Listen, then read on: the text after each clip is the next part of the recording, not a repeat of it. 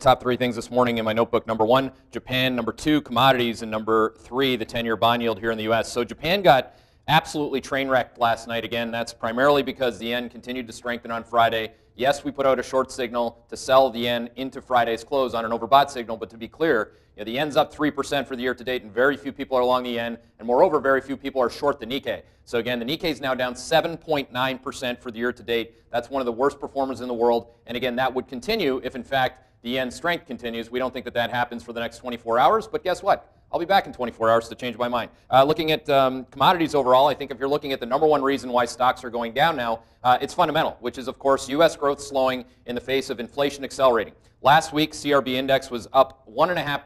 CRB index, 19 commodities, up 1.5% on the week. That's called inflation accelerating, with the S&P down 2.6%, and obviously that's a problem for consumers. And I don't think that anybody who doesn't have a natural gas bill isn't going to say that an up 20% move in a week in natural gas prices isn't a problem either. So again, just keep it real, keep it with the data. The data continues to change. Finally, 10-year bond yield, 10-year bond yield. Okay, again, people can tell you it's all about the Fed. They can tell you about, if you want to work 3 hours a day and not go through the factory, you can tell people whatever you want to tell people. But the reality is that the 10-year bond yield and the dollar have mapped the slope of growth in the U.S., and again, its rate of change, it changes, and it can change every 3 to 6 to 9 months. That might frustrate people too. It doesn't fit within the parameters of what people are supposed to be doing out there, or at least what they're marketing. But I don't particularly care about that. What I care about is getting the market right, and the 10-year bond yield going down at the same time as the dollar is an explicit growth slowing signal. You had that last week, the dollar down 0.9%, and moreover, the 10-year bond yield broke Hedgeye's trend line of 2.79%. So again, watch that line very closely today. Don't run around, with your head cut off today. Basically, watch that line. That's one of the most important lines to watch throughout the day.